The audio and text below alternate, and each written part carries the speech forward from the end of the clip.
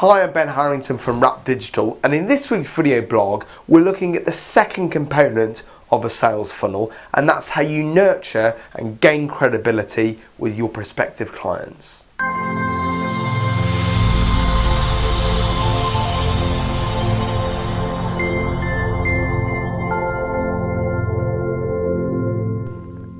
Okay, so this week's video blog follows on from the blog that we did last week where we were talking about attracting people in to your sales funnel, and I'll put a link up to that if you haven't seen that one.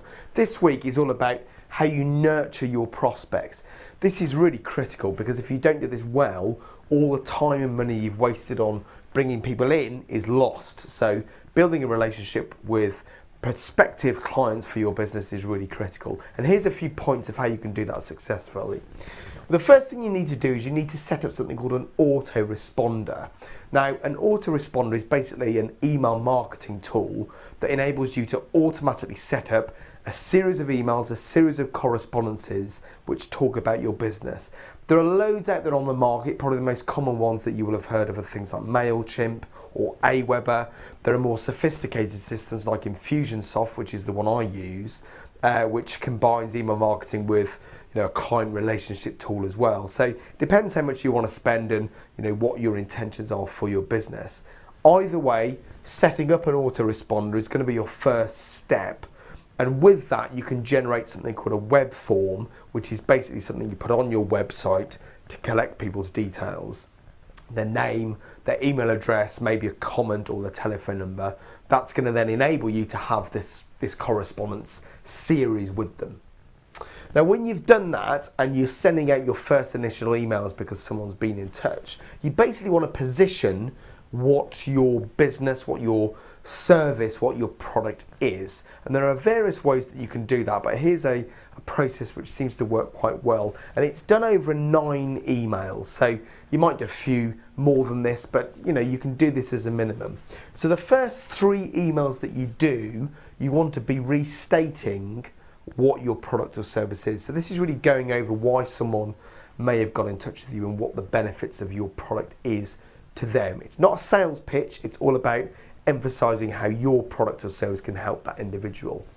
So do that in the first 3 emails. In the second series, so the second 3 emails, you then want to think about case studies. So these are clients that you've worked with, that you built a good relationship with, where you can specifically say, look at company A, look at what they did with us, and look at what our product or services helped them achieve. So doing a few of those, 3 of those, is really going to help build credibility, and really that's what this is all about. It's all about building credibility in your business or your product or your service, and making you look professional in what you do.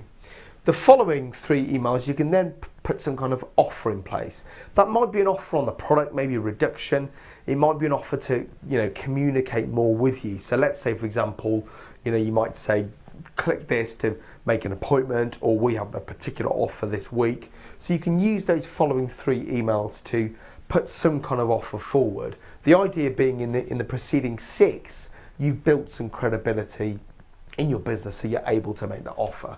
Don't make an offer here, it's too early. This is kind of building the relationship with them.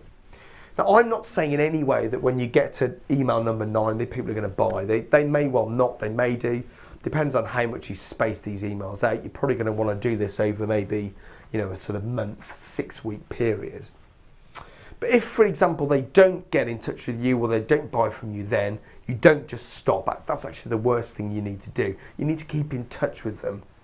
You've nurtured this relationship here, so by keeping in touch with them about your business, maybe with a blog, maybe with a newsletter with frequently asked questions, something that's going to add value and demonstrate the credibility in what you do, they are more likely to buy from you. The buying cycle of a company and your selling cycle need to overlap in order for you to sell your product or service. And I'll kind of feature this here. If you imagine you're sending out correspondences regularly, maybe at weekly intervals about what you do, this company may not be interested around here, but there may be a point where they're procuring your services, in which case your selling cycle and their buying cycle overlap, and that's where you make the gain.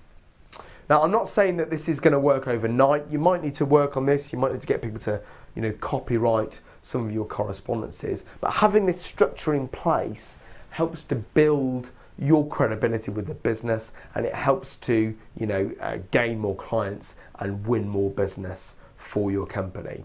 So if you can get these two functions right, attracting and then nurturing, you're going to end up with lots more sales and a far more successful business.